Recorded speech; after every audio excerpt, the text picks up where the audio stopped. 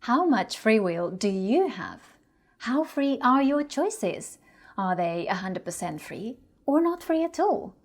How about something in between, say 50% free, 25% free, 75% free? Can we still make sense of the notion of free will in a universe where things may not be as black and white as some physicists, neuroscientists, and philosophers like to portray? Is free will quantifiable? What if I tell you that it may actually be up to you whether you're free to choose or not? And what does quantum mechanics have to say about all this? Let's find out. The notion of free will is often presented as an all-or-nothing kind of scenario. Simplifying things in such a way creates more controversy, and let's face it, ideas are a lot simpler to conceptualize when we forget about those oh-so-important 50 shades of grey. Some will say that either we are 100% free to will into our lives anything that we please, or else we're not free at all. That's it. Unless we're 100% free to control every single thing that happens in our lives, free will does not make sense at all.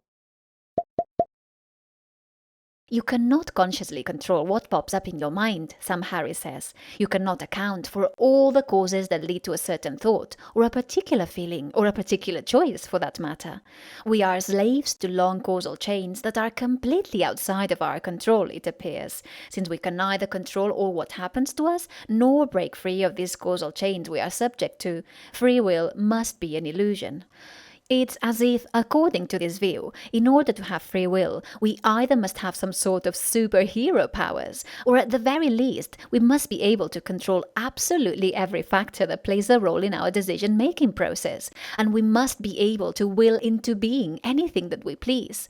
Either we have this exclusive, 100% self-determination power and the ability to control external circumstances and avoid the fate imposed by the universe's long causal chains, or free will cannot exist. For instance, Jim Mooney, in the comment section for my previous video, he thinks that our choices are limited, not totally free. We cannot choose to fly like Superman, for instance, he says. No, in general we do not seem to be able to break the laws of physics as we please. I totally agree. And Jim, I must admit that you actually touch on very important and valid points in your comment. But I wonder, why, oh why, do we tend to load the concept of freedom to the point of absurdity? Instead of calling it free will, let's call it, I think I need another dose of my concoction right now. The concept of freedom implicit in the free will notion is not about having absolute or immediate control over what we can or cannot do. It is not about being able to break the laws of physics either. It is not about being able to choose our genes or the family and country we're born into. It is not about having total power or control over external circumstances or what happens to us.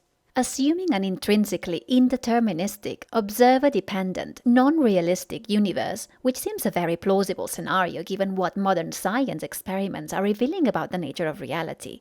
Assuming that having freedom of choice means to be in a state of mind where we realize that our decision space, at any given moment when we need to make a choice, has more than one branch in it, that the future is actually not set in stone.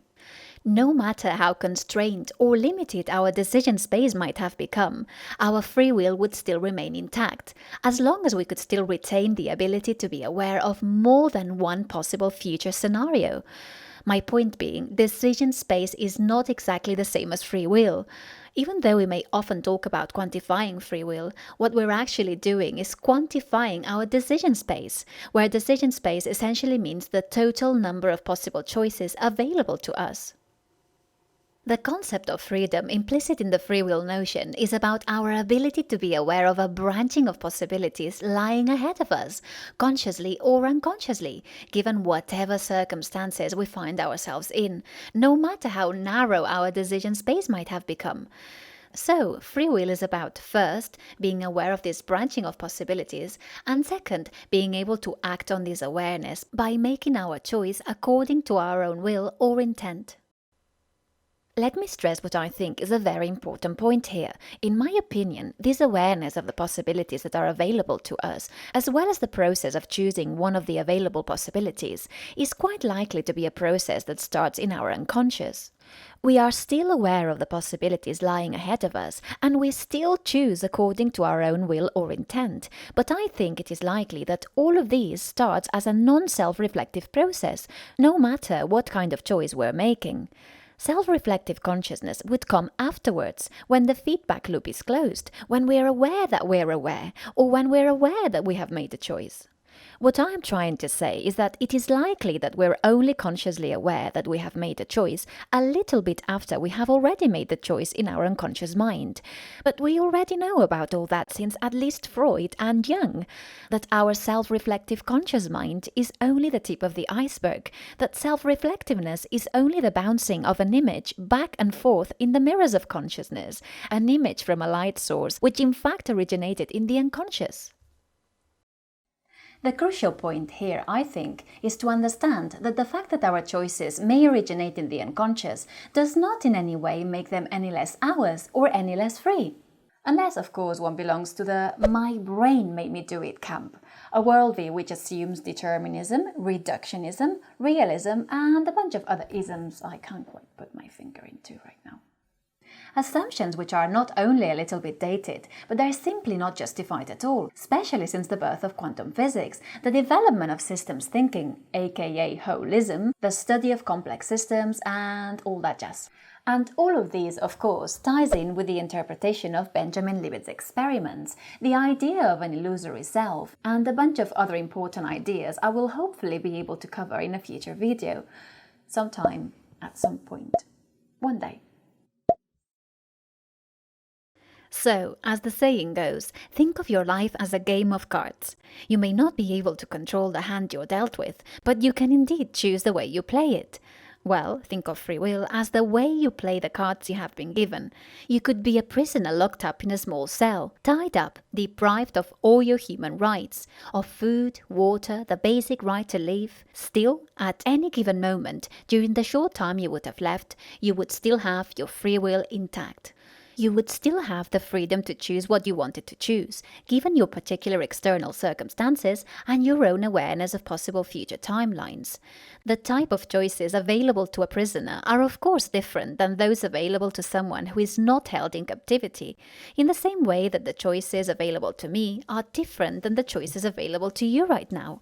We just find ourselves in different circumstances, but our circumstances do not directly diminish our free will, although of course they do shape our decision space. The important thing is to understand the idea that the options available to you right now are the ones you're able to visualize in your own mind, consciously or unconsciously. You can be an active participator in the creation of your own decision space, given the cards you have been given at any given time. So, I would say that while in principle your free will always remains intact, no matter what circumstances you find yourself in, your decision space is not only influenced by external factors, but also by your own mental attitude towards the idea of free will. In practical terms, this means that if, for instance, you're only able to visualize one single future timeline, then you're effectively turning off your capacity for free will. If you see yourself as a puppet at the mercy of external circumstances, then I bet that you're quickly becoming one. As Henry Ford said, whether you think you can or whether you think you can't, you are probably absolutely right. Which, in free will terms, this might as well be translated into, whether you believe you have free will or whether you believe you don't have it, you are probably absolutely right. If you tend to erect brick walls around yourself, then you're likely to see yourself trapped, unable to visualize any alternative options to choose from, in whatever situation you find yourself in. You're effectively narrowing down your decision space into just one possible option. However, if you can be aware in consciousness space of there being more than one possibility, and hence create a decision space which contains two or more options, each of them leading to a different future timeline, and as long as you can act on this awareness, then you are exercising your full capacity for free will. And to a certain extent, it is up to you how large your decision space can become. If life is treating you badly, and on top of that you erect massive walls around you, it is likely that you will only be able to visualize one possible future timeline. You will see yourself as a victim of external circumstances, and hence will be completely unable to make a free choice, for the simple reason that you won't see yourself as having any choices at all in life. You will literally make yourself a puppet of the universe. I guess the irony of it all is that, even in this extreme case, it would still be up to you whether you want to see yourself as a victim, a simple observer, or as an active participator in the way your life unfolds. Think about it. Ultimately, it may be up to you whether you're able to fully exercise your free will or not. Your mental attitude, the way you see yourself in the world, your openness or closeness to visualizing a realm of possibilities may play a huge role in the way your life unfolds and how much you actively participate in it. What do you think of the idea that you can actually choose whether you're free to choose or not? This one is definitely an amusing paradox to ponder about just before bedtime.